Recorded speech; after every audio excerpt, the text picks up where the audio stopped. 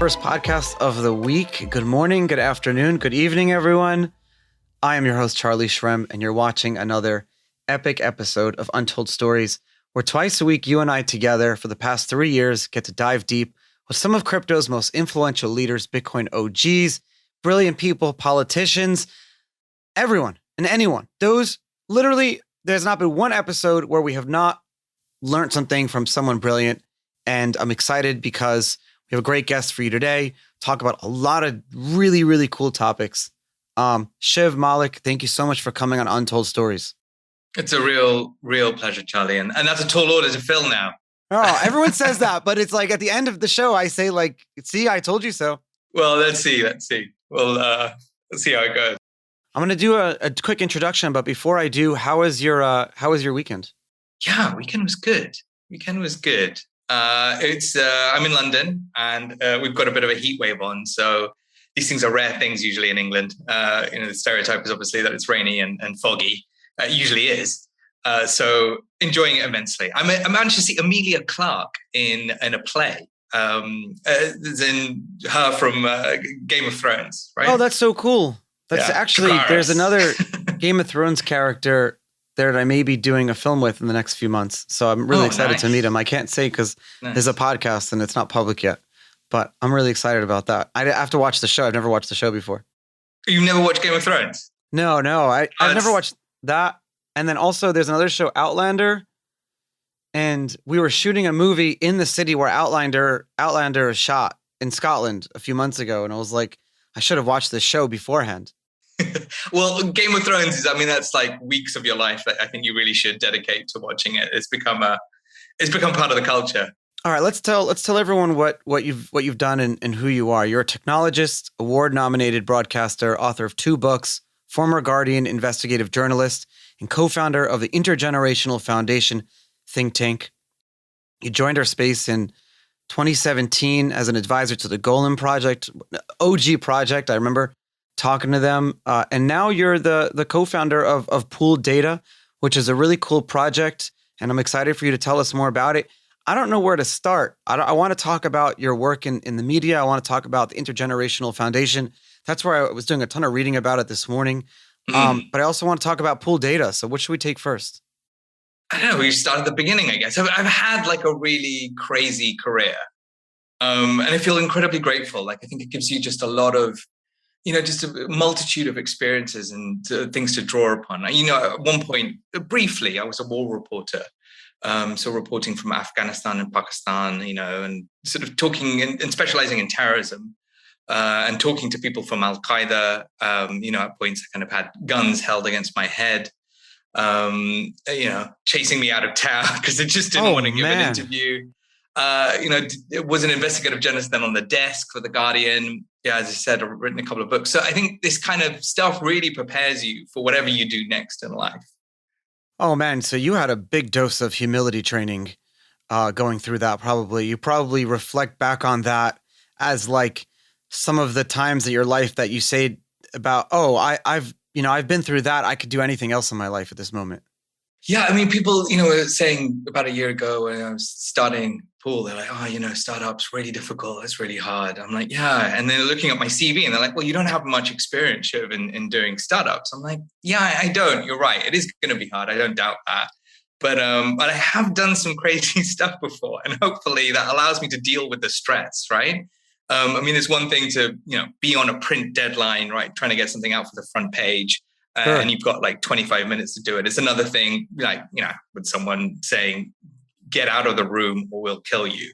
And I guess all of this, yeah, you're right. It does prepare you for these kinds of stresses. And you can look back and you've got this repository of kind of information and experience and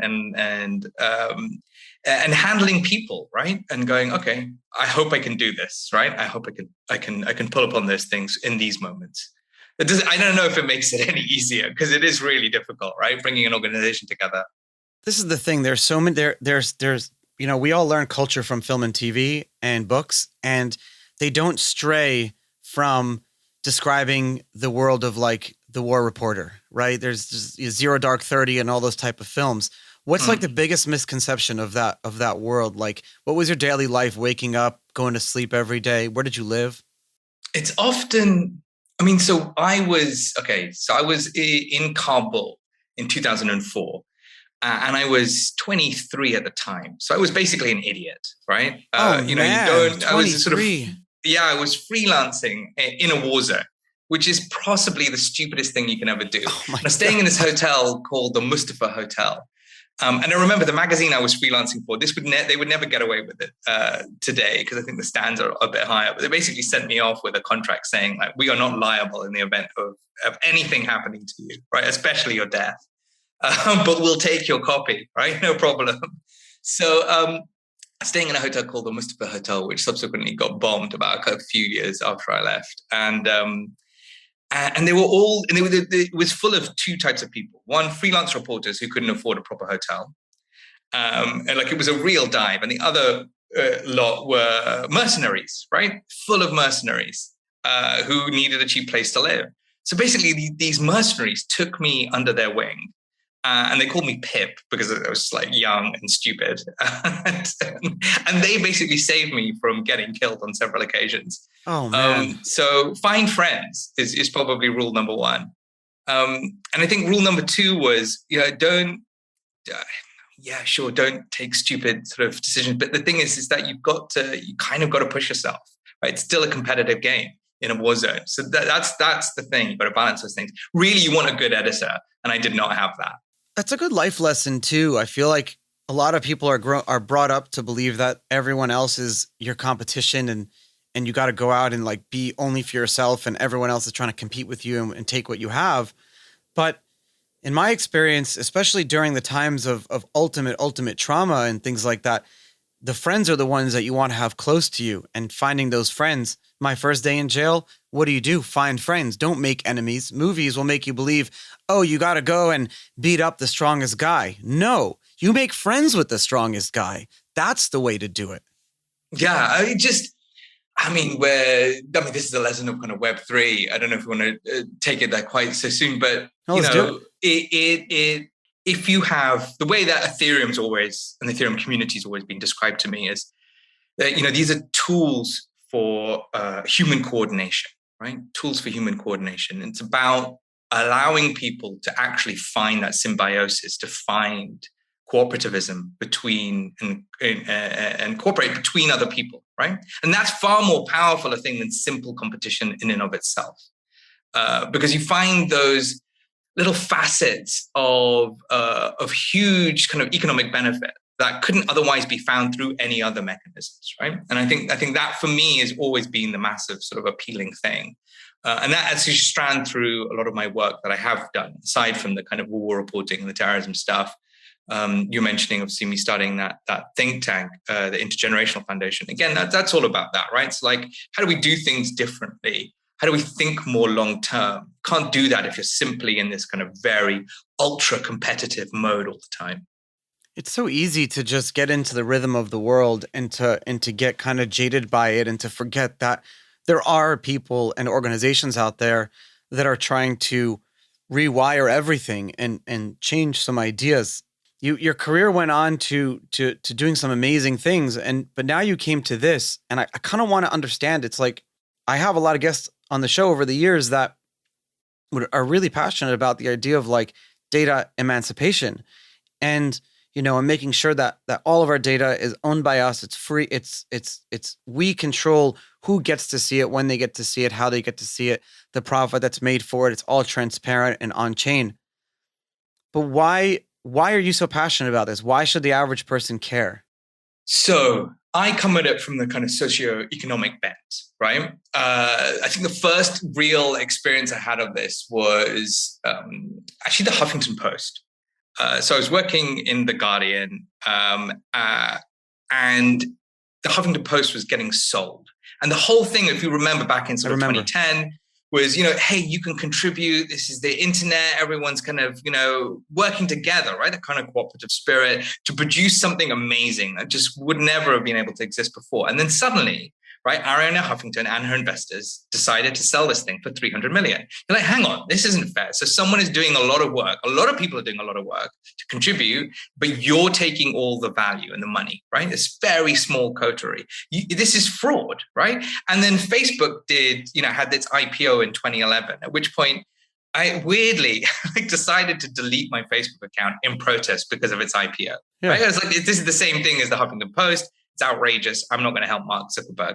And it was such a weird thing that like one of the news channels out here decided to call me on, like Channel 4 News. We had we've only got 3 news channels at that time. So it's a big enough deal. Weirdly, they called me on and they're like, explain yourself, Mr. Malik, to the nation.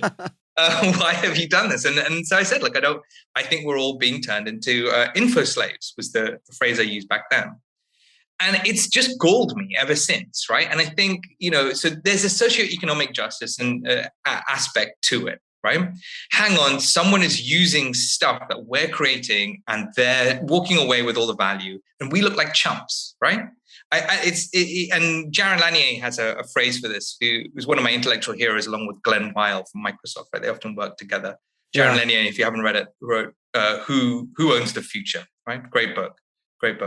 And his phrase is data dignity, right? So it's like, I want to know that I'm not being ripped off everywhere I go on the internet, right? Because it's not a nice feeling, in the very least, right? So there's that. And then there's this other aspect, which is why I think everyone else on the street, they don't feel that, right? Fine, okay. But here's the thing you should be worried about, which is the future is going to be run, is currently run, and even more so in the future by data, right? So here's this very, very important kind of asset commodity, however kind of you want to describe it. And if we don't have ordinary people, the people certainly who create this stuff, don't have some kind of leverage and control over it, then it's going to be a really horrific future where the owners of capital, i.e. AI, right, artificial intelligence, will rinse everyone else of their value and their economic worth. And I don't want to live in that future, right? So determinedly, we have to ensure that ordinary people have leverage over the thing that feeds AI, which is data. It's not just AI, it's the whole value of the internet as we know it today. I'm not just talking about, you specifically can with a very fine tooth comb can create a number of like what your value is worth based on every, letter and word that you have put out over the years and content that you've created. And it's very, very high quality, very expensive content and data. So you're a perfect example of like, and other journalists too. And maybe that's kind of where maybe the amalgamation or like the concentration of the media, and we'll get to that in a second, was where it kind of went array. But you're right. It's like I grew up on the idea that every time I put my hands on my keyboard and I contribute to the world in a pro-social society through the internet, I should be able to monetize or own whatever that contribution is. But you are, and I am constantly finding out that other companies and other people are just making tons of money off of that. And we aren't. We're the last ones. Right. If at all. Right. We're the last ones really, again, it's that feeling of just being and like forget about privacy. Right? Being used. Yeah, right. Forget about exactly. And in a sense, privacy is being the retort to that. Right. And it's a weird retort if you think about it, which is, hey, look, you shouldn't be able to control or utilize anything. Right. Which, if you think about it from some perspective, is kind of a massive overreaction. Right. I can see, there are a small group of very dedicated people out there who lots of them are in Web3, right, who believe in like total privacy, right? And I don't think you can really live in that world unless you actually destroy a smartphone and completely cut yourself off. So everything becomes a sort of a compromise. And I think that's very hard to live with, intellectually speaking. I remember to crystallize this moment, I remember going to like a Mozilla conference back in 2019 in London. And, and it was specifically an audience, who really believes in privacy. And I said, put your hands up if you own an Alexa. And a good chunk of the audience put their hands up. I was like, wow, you're like willingly allowing Amazon and Jeff Bezos to spy on you, right? This was literally like weeks after the scandal when it came out that they were actually listening. There were people in rooms, human beings listening to conversations having on Alexa. So it's really hard to live in that world. But it's sort of an overreaction, right? Privacy is, in some sense, we're sitting here, we're talking, we're sharing information. Human beings are pro-social. They want to share information, but they want to do it. I certainly want to do it on my terms, right? And privacy is a great way.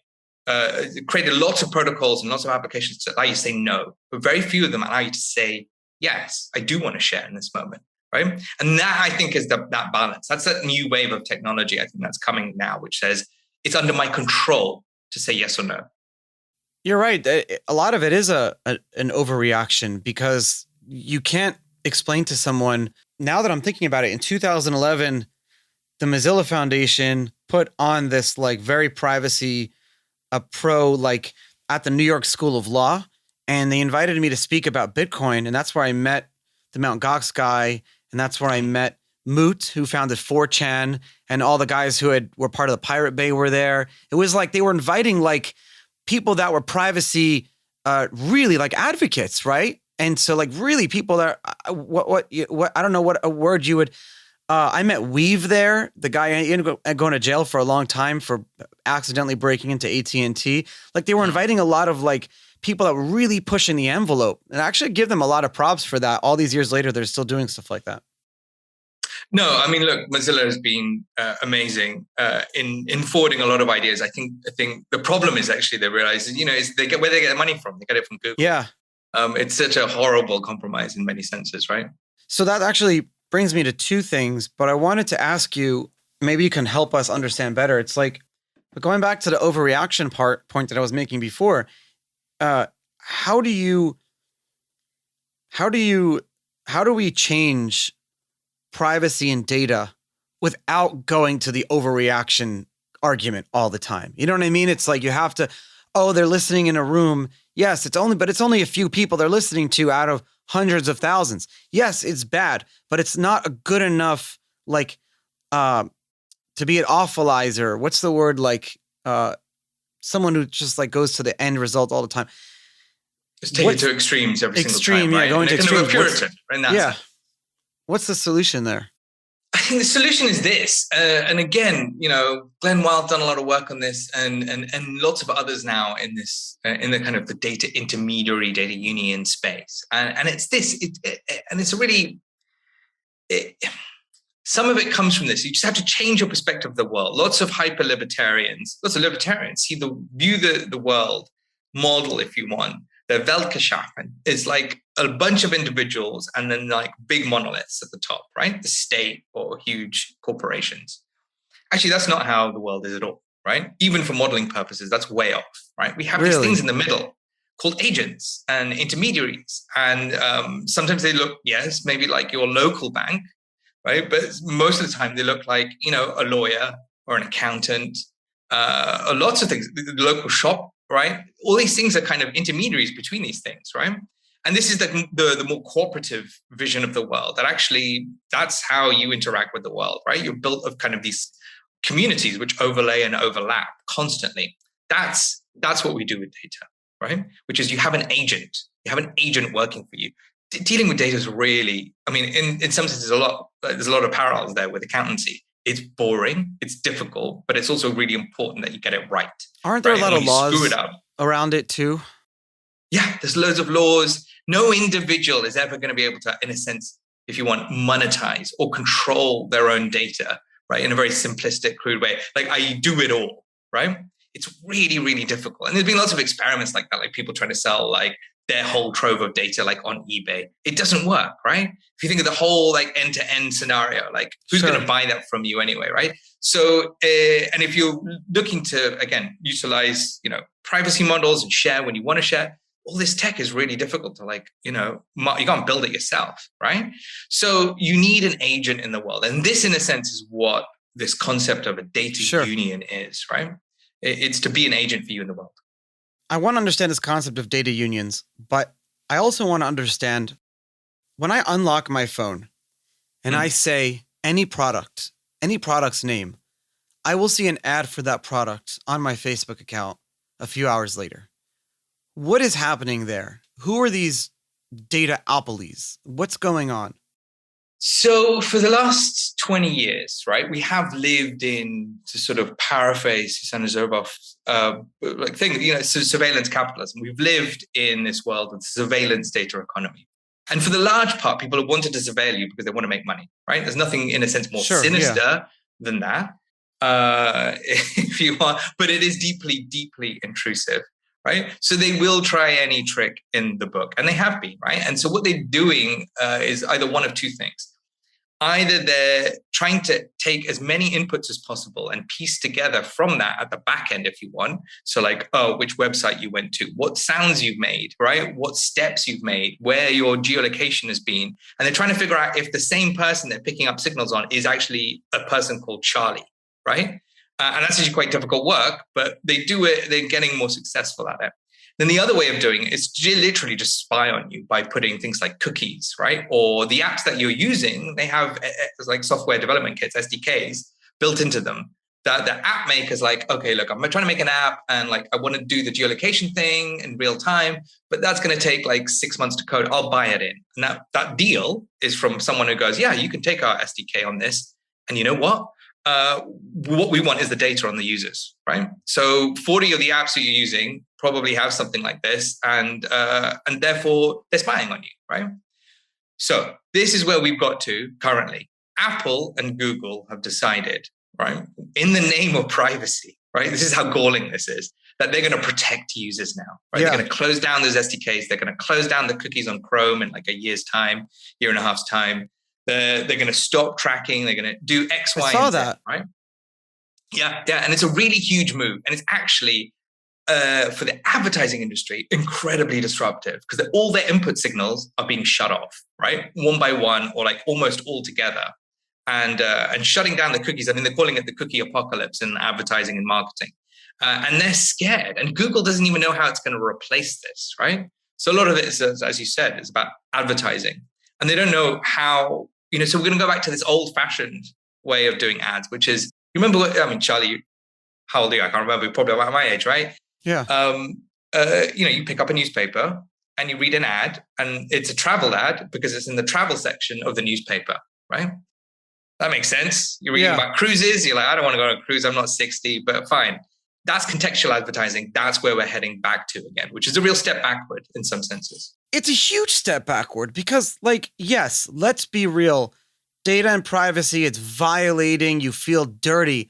But none of us can be honest. None of us can be honest with ourselves if we can't agree that our lives have not been made better by some product or service that we've purchased or have used or whatever, or even someone that we've met a relationship because of this cookie type of technology that's being just phased out. And what's going to replace it? Like, I could totally see how an NFT type of thing, whereas like if I gave out, I'll tell my listeners, a voluntary NFT that shows that they're a listener and therefore they can be advertised to on their own if they want to be. Like what do you do? How does it work?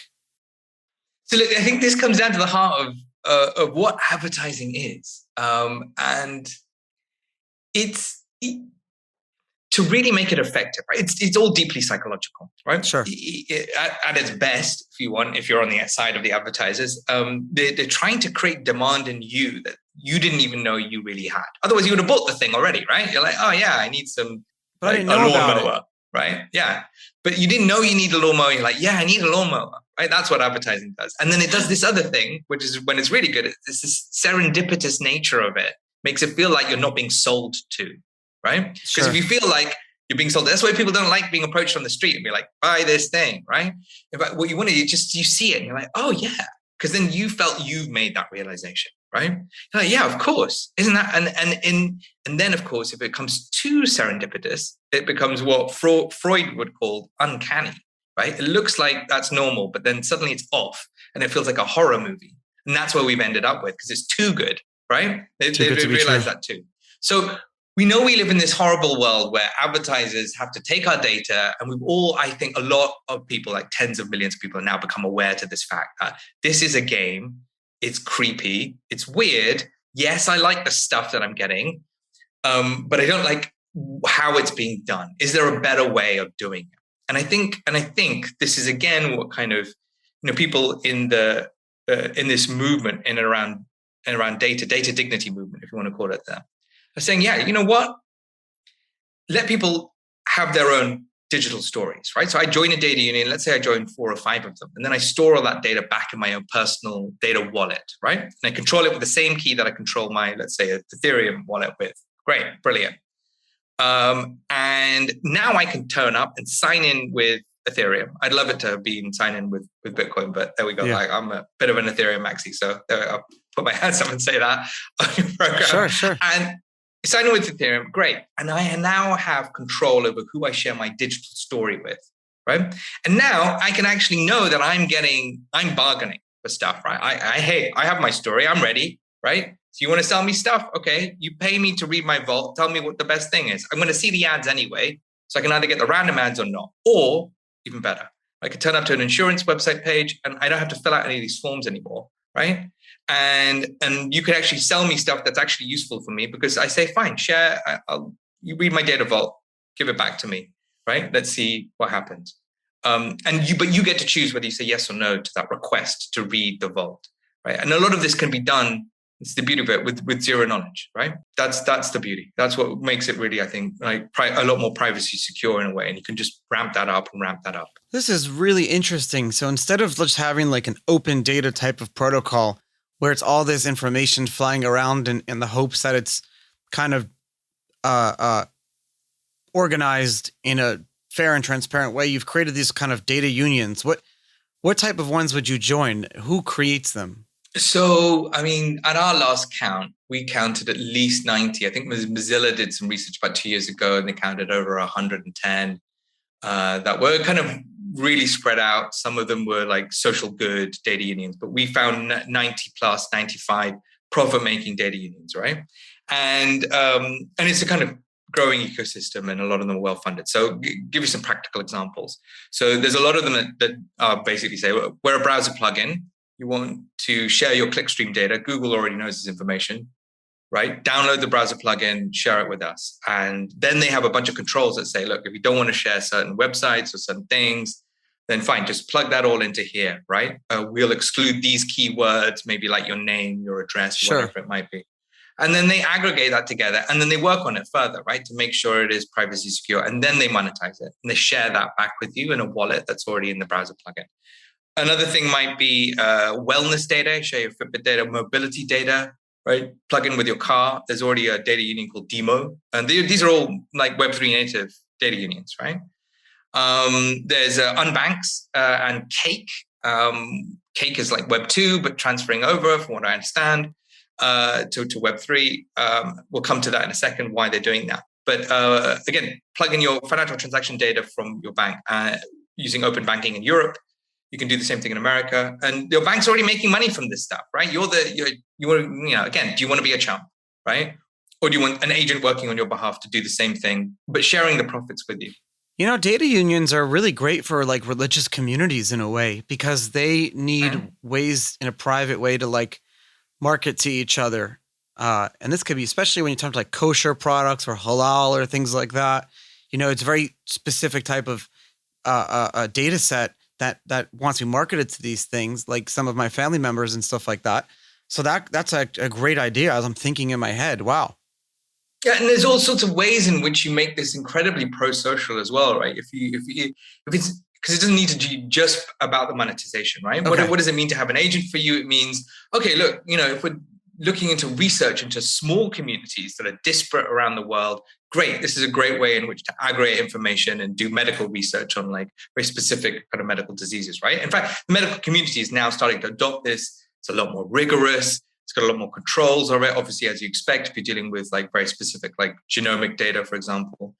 But the European Union is actually a huge backer of this idea. They've got specific legislation saying, really? Yes. Yeah. It's called the Data Governance Act. And in it, it's a whole section legislating on data intermediaries. Basically, it says, look, you want to be one of these things? Great. The only thing that we will license you, and basically the only thing you have to do is you've got to have a fiduciary duty to your membership, right? So now, by the way, you join the data union, you're not a user, you're a member, right?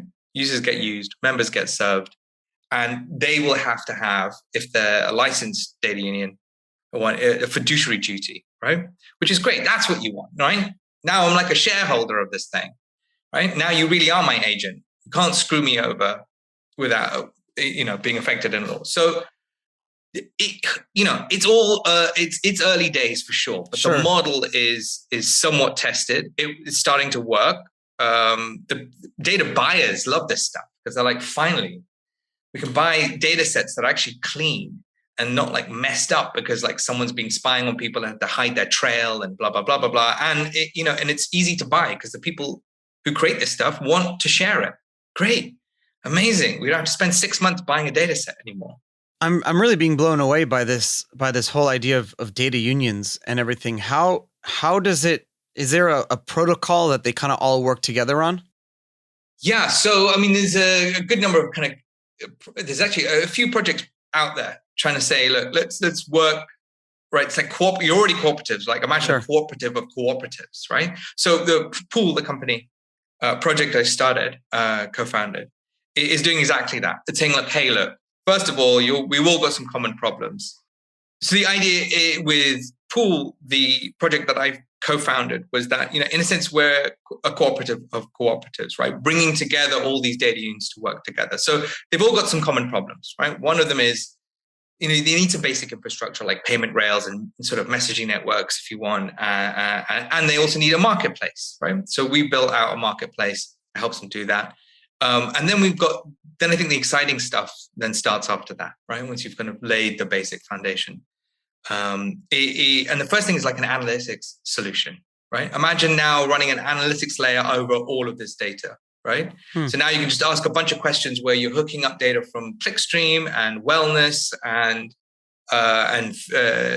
mobility data, right? And just a whole slew of verticals. That gets really, I think, exciting because those things don't exist at the moment because it's really hard. Like most of that data is already siloed around the world. And then, of course, we do this thing with the data wallet. The data wallet is a really old idea.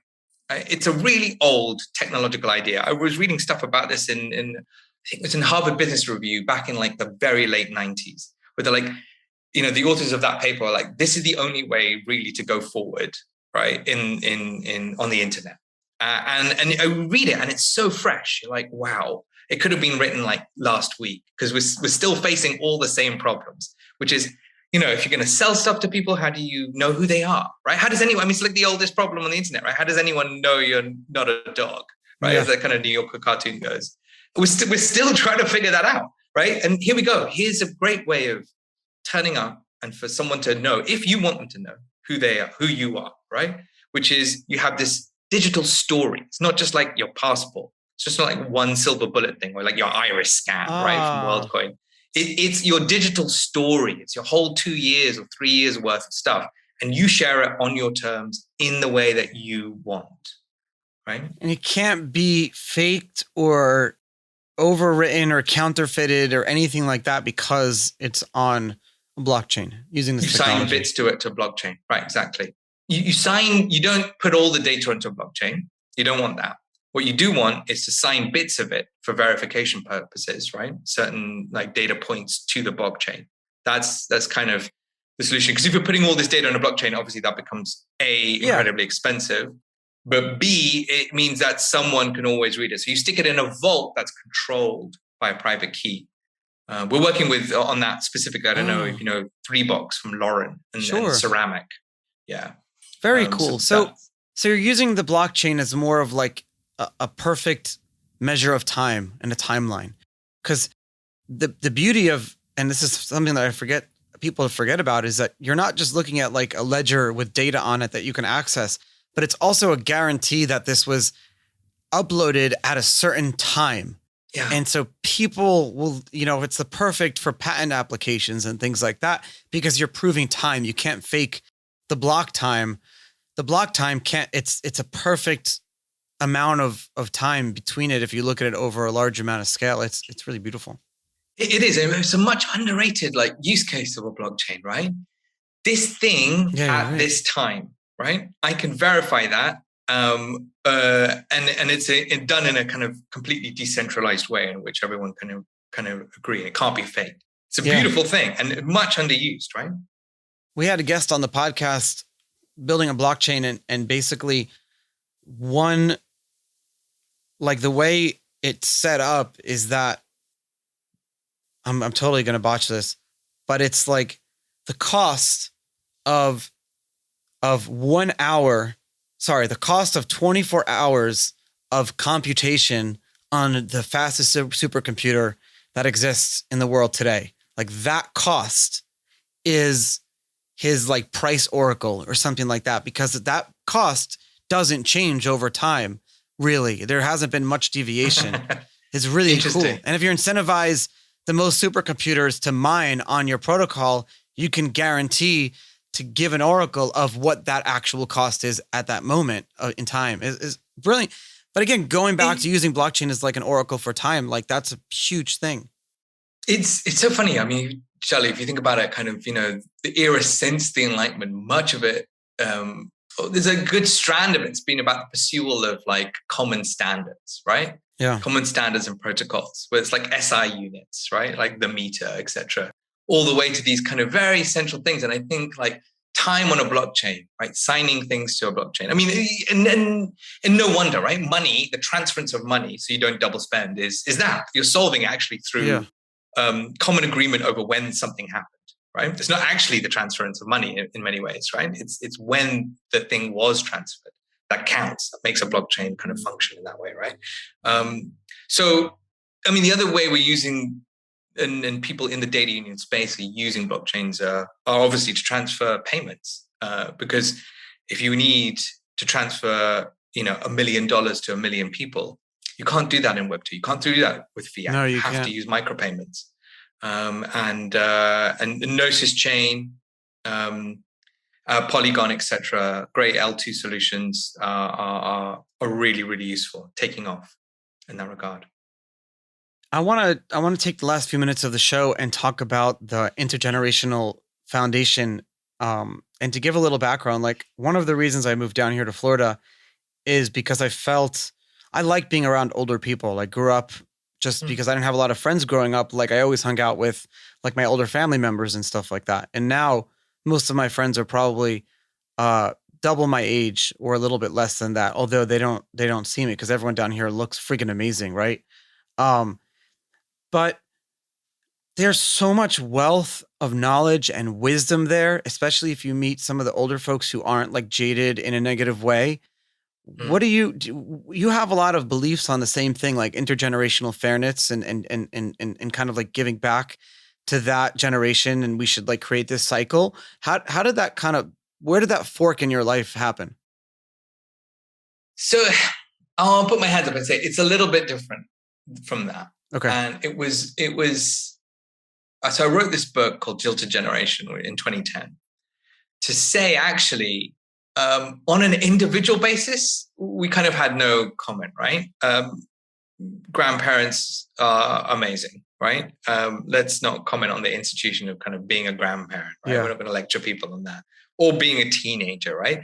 The way in was about economics. And again, a kind of a really vast problem that we've hit now, amazingly across the world. Social across security the kind of and the stuff. Western developed world.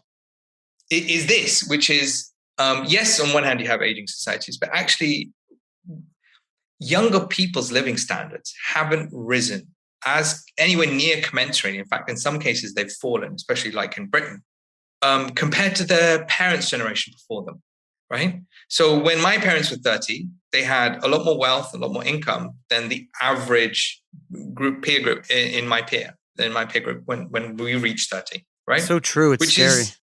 It is scary because it's never actually happened for 150 years of data. And I can say that fairly confidently. I did a massive project for it in 2016 where we used the longest sort of running data set that we had in the world, which sits in Luxembourg. Interestingly, Luxembourg income study, and some other data sets, right? So it's never happened like that. And you're like, this is bad. This is a warning sign, right?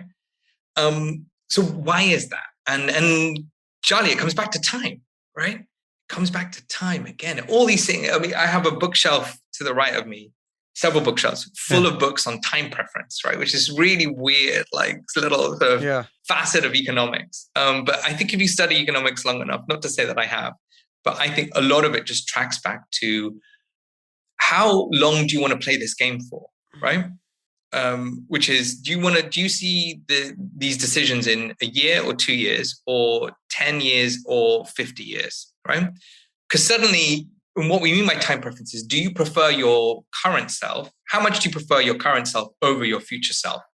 And so many of our decisions we take every day have that built into it, but we just don't really acknowledge it, right? We just kind of pass over it. Because if we weighted our future self, somewhat equally to our current self, then in some cases that's a crazy decision, right? You're like, well, look, that's 50 years away. Why do I care about that Shiv or that Charlie as much as I care about the one now? Because I'm like, I need to eat now, right? Etc. But the more you weight those things equally, the more longevity, the more prosperous you actually become, right? The Victorians were great at that, right? That's what we mean about that kind of Puritan kind of element of why? Kind of being why were they great at that? Well, because they literally they had a ruling philosophy from the ruling class, right? Which is if you read Keynes's book on the peace, is written in 1921 or published in thereabouts, about the failure of the Versailles Treaty, right at the beginning of it, almost unrelated to everything else, is this long exposition on the Victorians, right? Because he was a Victorian, right? Keynes, the economist. Maynard Keynes. And he says, look, we grew up in this weird era where people were rich people basically refused to spend money on themselves. They're like, I'm just going to save it all, right? And I'm going to invest it in infrastructure things, right? Like engineering and railways and that kind of stuff, right? And they refused, and it became deeply unfashionable to actually spend money on yourself, on the kind of thing that, conspicuous consumption, right? And he said that was the best thing the Victorians ever did for us, because basically we all get to live off of it, right? They were screwed over, right? They could have spent it on themselves, like in the Regency era before, right? Same thing with the younger generations now, like with the New Deal and the baby boomer generation. They invested for us, and then we're not investing for them, really. Yeah, I mean, in some cases in Britain, what happened is that the baby boomer generation has, if you watch their life course, a lot of politics has been dominated by them. And so they kind of get tax cuts when they reach 30 and 40, right? Under kind of Reagan and Thatcher. Then we start talking about healthcare when they need healthcare. And then we start talking about increasing pensions in this country, certainly in the UK, just when they start to retire. And a lot of, and so actually they've sucked up a lot of wealth. And actually it is I don't want to sort of, the economics says this, the sort of financial balance sheet shows this. They've benefited a lot more than they've actually put in, which is a weird thing because that hasn't happened before. So it's actually when you have a housing crisis in California, like, why is that so? California is massive, right? Housing crisis in America that's a crazy joke, right? In the UK, you're like, we're a small island. Maybe we don't have enough space. Why aren't we being more ambitious, right? With what we do? Why aren't we building new cities that reduce carbon footprints, do all this stuff better? But, it seems like we've lost our ability to really think about the future, really imagine it. And actually that's on us. That's on people who are under 40. We're the ones we complain a lot. But actually, we fail to really genuinely, and the Web3 space isn't like this. Yeah. This is why I love it. But we fail to, in all these other areas, really reimagine the world, right? In our vision about what we want. Right? Not one that's sort of hyper nostalgic or trying to please everyone in many senses. You can't do that. You have to find a strong vision and say, look, these are the basic principles and this is why we're going to do it. And then force the change in many ways. Right? And that's why I love being in the Web3 world, right? Because that's exactly in many ways what we're doing. It's a beautiful way to put it. And I agree. I agree with that sentiment so much. And I really want to thank you and taking the time and coming on the show today and teaching us all about that. And thank you, Charlie. I look forward to talking to you again soon. And I hope everyone, we have all the links in the show notes, enjoyed today. And we'll check out more, I think I'm going to call the show The Rise of the Info Slave. I love that. Yeah. Well, hopefully the fall of the info slave. No, the fall right? of the info slave. Let's do that. All right, cool. I'll talk to you soon. All right, Charlie. Thank you so much.